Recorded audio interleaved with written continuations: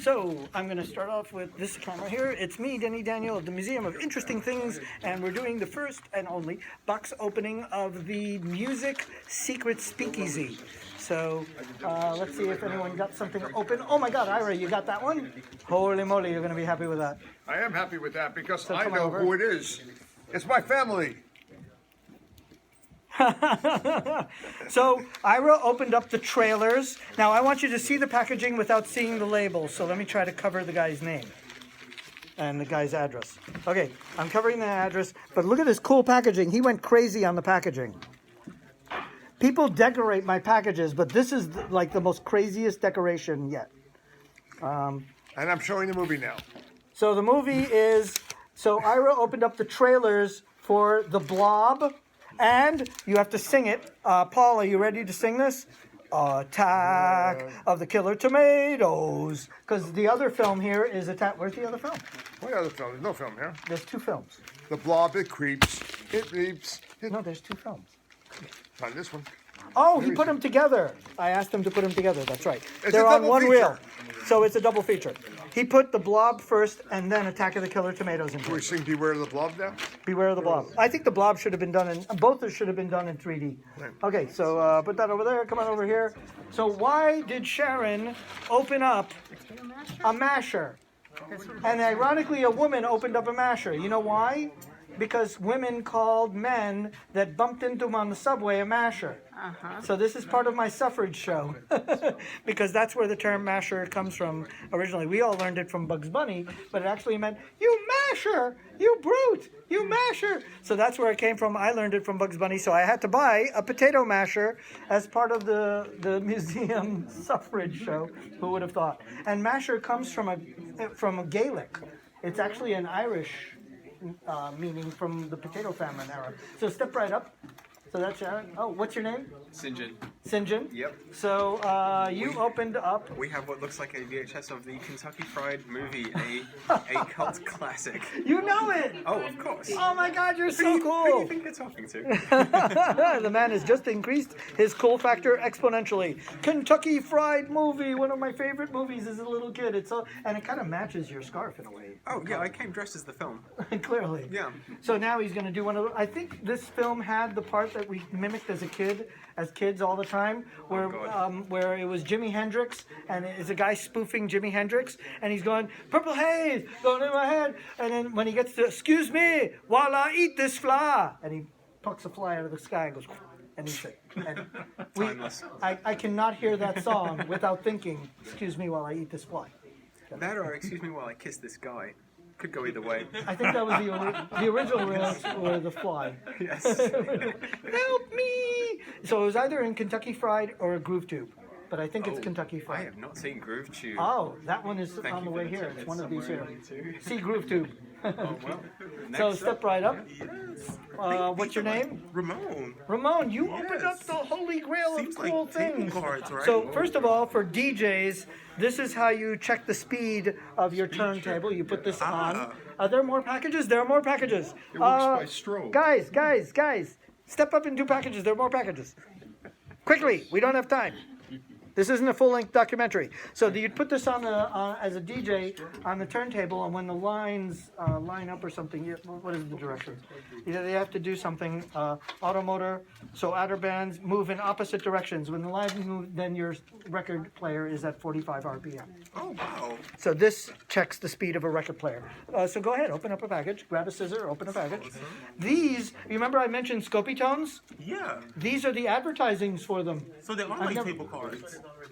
Yeah. They're what? They're like table cards. Like you see them, Yeah, in like restaurant right, menus? yeah, table card, yeah. So how crazy is that?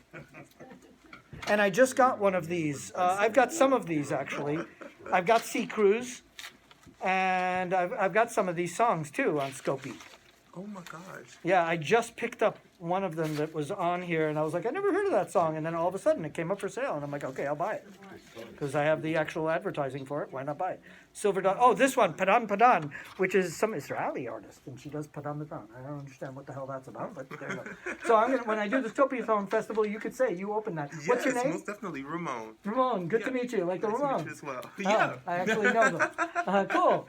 So step right up. Step right up. You're not ready, so step right up. Is there a doctor in the house to open it? Dude, you're supposed to open these before you get to me. Okay. Where's the scissors? Get them quick.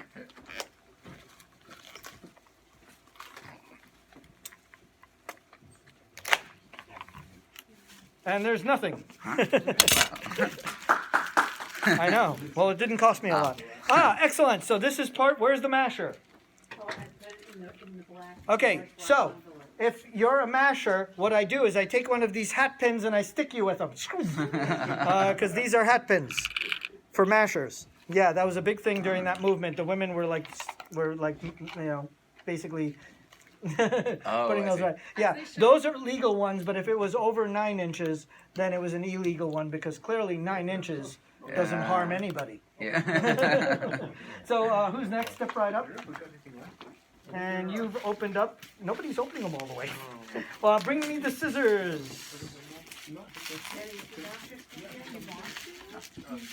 What? The dot? What about it? This is Yeah. right there. Yeah. Nice to meet you. Uh-huh. Okay, get me the scissors. Who brought them? Oh, there. Okay. We give you one job. One job. Okay, so I'll give you the honor to take it out. These are Viewmaster reels, and they are. Oh, this is fun because I have a show on. This is a free one. I didn't buy this, but this one is Woody Woodpecker and Pony Express Ride. Because I'm doing a whole show on the Pony Express, which was the mail carriers from like 1861 for I think 18 months. They were having horses go from Missouri to California delivering mail. Buffalo Bill was one of those. Yeah, was one of those. This is Andre. He's a dear friend of mine. We're working together on a huge project we can't discuss yet. Okay, so step right up. Look what I opened. Oh my God, this is the irony here is unmistakable. Yeah. Okay, so I was a speaker at Comic-Con this year, and at the Big Apple Comic-Con, and I had bought these, and literally when the minute we showed up, one of these was sitting on our table right there free. Yeah. And I'm like, I just bought these for the museum. I've never heard of them until last week, and then I buy a bunch of them, and I get one for free. I could have saved my money. These are movie promos for Mark of the Devil, the positively most horrifying film ever made. So horrifying that you're going to need a vomit bag when you go to this film. So they made their own frickin' vomit bags. Alyssa is the first human to touch our vomit bags. Yes. How cool is that, Alyssa? Yeah, that is too stupid not to own. And we have enough for all of you to vomit if I suck. So don't throw tomatoes at me if I suck. Just use your vomit bag. That is too funny. I think I bought enough of those to choke a moose. So you did a great job, guys. Yay! That's everything, right? Do we have anything else in here hiding? No, we don't. Good. Okay. So the next, I always play a good film afterwards, and I have no frickin' clue what that. Oh yes, I do. We're gonna play a Beatles cartoon. Because Ida just came back from Beatlefest, which as a little boy, I used to go to Mark Lapid's Beatlefests. Well, it was called Beatlefest when I was a kid. I still have the original programs. But now it's called the Festival for Beatles Fans, I believe. That's about as long as you can get. That's like that band, if you remember the New York band, when people were shorter and lived by the water.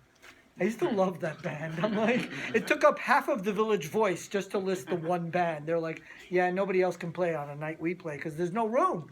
Yes, we're going to play the Beatles cartoons that I used to see and those things and when I was a kid. This one is She Said, She Said. The Beatles cartoons were done by Al Brodax in the 60s. Oh, I should say goodbye to this camera. Bye, camera over here.